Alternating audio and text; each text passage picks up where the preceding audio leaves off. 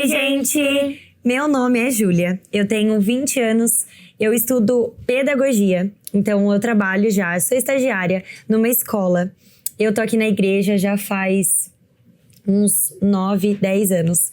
E desde que eu cheguei aqui, eu tô aqui no Ministério do RDK, cuidando e sendo também, desde o começo, uma adolescente apaixonada por Jesus. E cuidando de adolescentes apaixonados por Jesus. E meu nome é Malu Levac, eu ainda estudo, eu tô no 9º ano. E eu tô aqui na Comunidade da Fé desde que eu me conheço por gente. Eu comecei na RDK há uns 3 anos, eu cuido da parte dos stories e eu sou apaixonada pelo que eu faço. Muito bom, gente. Hoje nós estamos aqui só com meninas na mesa, mas nós estaremos falando principalmente para você, menina apaixonada por Jesus ou que começou a caminhada com Cristo, mas você também, menino, é muito bem-vindo aqui se você quer conhecer mais a palavra do Senhor. Então, a gente estava pensando, conversando juntas, o que Deus estava falando no nosso coração. Porque é um momento muito especial e a gente não traz aqui só coisas da nossa cabeça, mas são conversas que o céu sabe que vocês precisam, que a gente precisa e que é muito importante. Então a gente pensou em algo muito especial que tem tocado nos nossos corações e que faz sentido para essa geração. Você quer contar, Malu? Com certeza, o tema de hoje é Não Romantize o Evangelho. E a gente vai começar com um versículo que é muito conhecido, na verdade, acho que todo mundo sabe, provavelmente, que é João 3,16. Porque Deus amou tanto o mundo que deu o seu Filho unigênito, para que todo aquele que nele crê não pereça, mas tenha vida eterna. Eu gosto de, quando eu falo sobre esses assuntos, de ressaltar que, mediante tudo que a gente vai falar, o centro de tudo é o Senhor. Uhum. Então, independente do tema, independente de quem nós somos, o centro de tudo é o Senhor. E antes de começar qualquer tema, eu adoro pesquisar o significado das palavras. E eu fui pesquisar um pouco sobre romantismo. Ele não tem muito um significado literal, porém, ele foi um movimento cultural e literário do século XIX. Mas, além disso, ele tem 2 significados comportamentais. O primeiro significado é quando uma pessoa ela gosta de comportamentos afetuosos, quando às vezes você é carinhoso, ou aquela coisa que a gente fala romântico e tal. E a segunda é quando a pessoa viaja no mundo da lua, só vê a coisa boa, o imaginário, a parte boa de uma situação. E é sobre esse segundo que a gente quer falar hoje. A mensagem da cruz, ela foi por amor, mas ela não é desculpa de romantismo. Uhum. Então, não é por causa disso que a gente tem que ficar, Jesus me amou, que vai cobrir os nossos pecados, aquilo que a gente faz. Porque, no final, sim, Jesus nos perdoa. Só que a gente tem que se arrepender e não voltar sempre ao mesmo erro. Buscar uma vida de santidade, né? Buscar uma vida de santidade com Ele. Então, a gente vai falar muito sobre esse excesso de sentimentalismo na vida cristã e o que isso acaba fazendo, que muitas vezes parece uma busca pra gente se aproximar de Deus, mas acaba nos afastando, porque é muito mais humano do que espiritual, é muito mais sobre nós e é isso que a gente quer falar pra vocês. Sim, e na verdade, a maioria das vezes, a gente fala que é pras meninas que gostam de tudo aquilo. Ai, é tão romântico, é tão assim... Só que às vezes não é só sobre isso. E eu escutei uma frase uma vez que falava que o encontro, quando a gente tem um encontro com Deus, ele é muito importante, mas ele não sustenta o evangelho. Uhum. E como eu tinha falado, que eu gosto de pesquisar significados. O significado de evangelho é a boa mensagem, as boas novas do Senhor. Então, é claro, o nosso encontro com o Senhor, ele é o ponto de início, só que ele não sustenta. Então, não é só sobre encontros, não é só sobre chorar, não é só sobre ficar lá derramado na presença do Senhor que nos faz crentes. É verdade. E é muito importante a gente nos lembrar sempre da Bíblia, né, gente? Tudo que nós tiramos, as ideias nunca vêm da nossa opinião, do nosso achismo. É sempre baseada na Bíblia. E é muito importante a gente lembrar que nenhum encontro que Jesus teve com as pessoas, a pessoa ficou da mesma maneira. Aquele que perseguia os cristãos se tornou aquele que mais fez as pessoas se tornarem cristãs. Então, assim, Jesus muda quem nós somos radicalmente. Não é, assim, uma mudança de eu estava um pouco triste e agora eu estou um pouco mais feliz. Jesus não é assim, ele muda quem nós somos, ele estremece a nossa natureza, tudo aquilo que estava, assim, enraizado, tudo aquilo que estava como igual um concreto. Jesus é aquele que chega chutando e destruindo qualquer muralha que o inimigo já tenha feito, que nós mesmos tenhamos feito. Então é impossível a gente ter um encontro verdadeiro e voltar pra casa do mesmo jeito. Sim. E voltar a ter as mesmas atitudes, as mesmas palavras, os mesmos pensamentos. E não é assim sobre, agora que eu fui na igreja, né? Agora que todo mundo viu que eu chorei no culto, eu tenho que continuar indo toda semana na igreja. Isso vai mostrar que eu tive um encontro com Jesus. Isso. Será que é isso mesmo? É essa transformação que mostra. E isso também mostra sobre o porquê que a gente tá falando que não pode romantizar. Mas é porque o evangelho, ele é uma coisa muito séria. Não foi por qualquer motivo, não foi só pra gente ficar falando que, nossa, Jesus me amou, pra ficar dando desculpa pra gente fazer as coisas que a gente quer fazer, que o Senhor morreu nas cruz por nós, que o Senhor morreu na cruz por nós. Ele morreu na cruz por nós, porque Ele quer que a nossa vida cresça, mas que seja somente dele. Como eu falei, que seja tudo sobre ele. E a gente começa a romantizar esse evangelho quando a gente tira o foco de Jesus e começa a colocar o foco nas nossas palavras, no nosso coração. E aí a Ju quer falar de um versículo. Eu quero mesmo, porque quando a Malu falou sobre isso, sobre como a gente transforma o evangelho, que é totalmente centralizado em Cristo, quando a gente coloca ele dentro de nós, quando a gente coloca essa grandiosidade na nossa pequenez. Eu lembrei de uma vez, quando eu era adolescente, e eu escutei uma palavra falando sobre aquele versículo tão famoso que a gente escuta, e o nosso coração se enche de alegria, porque ele fala assim, que a boa vontade... Vou falar de novo. Ele fala assim que a vontade de Deus é boa, perfeita e agradável. E isso traz alegria ao nosso coração. Só que, na verdade, nós deveríamos ter muito cuidado com isso. Porque a vontade de Deus e os parâmetros do Senhor não são os mesmos que o nosso. E graças ao Senhor por isso, nós temos que dar aleluia por isso. Porque o nosso parâmetro é terreno. A nossa alegria é passageira, a nossa esperança é passageira. Até as coisas que nos trazem bom humor ou uma satisfação, elas são passageiras. Quantas vezes a gente fica feliz por dormir até tarde? E não faz bem dormir até tarde. A gente fica feliz quando a gente compra aquele combo enorme do McDonald's. Só enche o nosso corpo de caloria, de coisas ruins, vazias, que não vão nos nutrir direito. Isso nos enche de alegria. Então, olha como é o parâmetro do ser humano. Sim. Então, graças a Deus, isso é muito bom. Mas assim, esse versículo tá falando pra nós que a vontade de Deus é boa, perfeita e agradável. Por isso, muitas vezes, nós passamos por coisas que nós não entendemos, passamos por situações que nós não entendemos e temos que ser gratos e manter a nossa fé mesmo nessas circunstâncias, porque a vontade do Senhor é boa, perfeita e agradável, mesmo quando ela não me agrada, mesmo quando ela não é confortável pra mim. Então, assim, o Senhor faz isso mesmo com a gente, porque não são as mesmas réguas, não é a mesma medida de perfeição, de satisfação. Mas isso é muito bom. Sim. Só que mexe com a gente, né? Não é fácil admitir isso.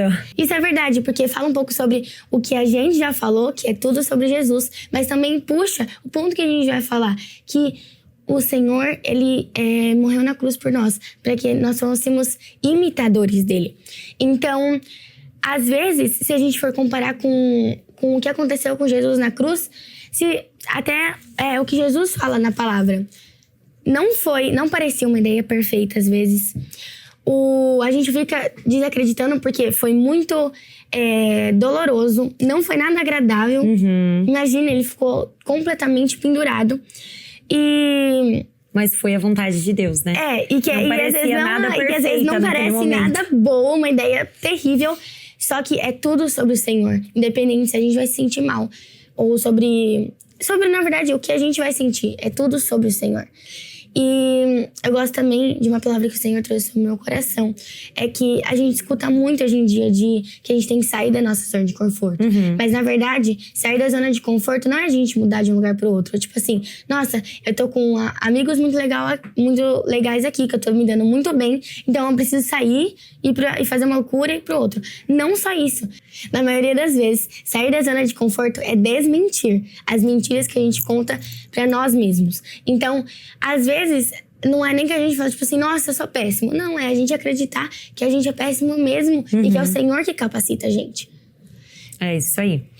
E então, assim, vamos voltar pro cerne da coisa. A gente já entendeu que o evangelho é sobre as boas novas que Cristo nos trouxe. Não é aquilo que nos satisfaz, não é aquilo que amacia o nosso ego, não é só quando eu choro na presença, não é só o que eu acho que é. Então a gente já entendeu isso e sabemos que nós não podemos viver só o lado bonito.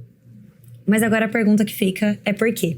E a gente estava conversando e eu achei muito legal que a ideia que a gente trouxe para essa resposta é que nós não fomos chamados somente para contemplar, porque nós não somos iguais aos anjos que ficam contemplando. Nós estamos aqui na Terra para imitar a Cristo. Ele nos chamou para que aquele que quiser segui-lo, para pegar a sua cruz e caminhar com Jesus. E seguir a cruz não é leve, porque a cruz foi muito pesada. O caminho que Jesus teve que carregar da cruz até que ele foi crucificado foi árduo, foi pesado, foi doloroso. E ele pediu pra gente fazer o mesmo. Jesus falou: imitai-vos a mim mesmo. Para nós sermos imitadores dele. Então é por isso que a gente não pode viver só o lado bonito, só o lado que a gente escolhe, só o lado que é confortável para nós. Porque nós somos chamados para viver todo o evangelho. E eu prometo para você, adolescente, que nada pode se comparar com a maravilha de acompanhar Jesus de verdade. Porque é mais doloroso, mas é verdadeiro. E a gente tá muito mais perto de Cristo. Sim. Amém. Mas é verdade, uma das coisas que a gente mais peca hoje em dia é sobre aparência, porque às vezes a gente olha e vê que o evangelho virou um hype. Tá na moda a gente virar cristão, a gente viver de forma corretamente. Só que o Senhor, como a Júlia falou, nos chamou para imitar ela. Não adianta a gente ser um modelo externo e não entregar aquilo que tem de interno em nós. E para isso eu trouxe um versículo que é Mateus 6,6, que diz assim: mas quando você orar, vá para o seu quarto, feche a porta e ore ao seu pai, que está em secreto. Então, agora, a pergunta, como ela falou, que fica é na verdade, não. Então, tirando disso, a gente tem outra pergunta. Como colocar isso em prática? Prática. Não precisa repetir, tá? Tá. Como colocar isso em prática? Porque a gente fica, tá bom, vocês falaram que não pode romantizar, vocês falaram que a gente tem que imitar. E como a gente faz isso? Mas, na verdade, tudo que nós somos é um reflexo do que a gente vive no nosso secreto. Então, às vezes, você fica, nossa, mas eu queria ser igual aquela pessoa, ser tal. Só que o Senhor tem algo particular pra você, que você constrói no seu secreto. Então, a primeira coisa que você tem que fazer é entrar no seu quarto, fechar os olhos e começar a orar. Começar a construir o seu propósito no seu secreto. E é assim que você para de romantizar. É quando você começa a levar a sério. Porque os frutos, eles vão sair naturalmente. Eles vão ser coisas genuínas do Espírito. Então, ir para um culto de sexta-feira e ficar louvando e ficar cantando um louvor bonito não é ser crente. Ser crente é você mostrar Cristo nas suas ações. Isso aí. E fazer as coisas que nós sabemos que é certo, mesmo sem a gente sentir.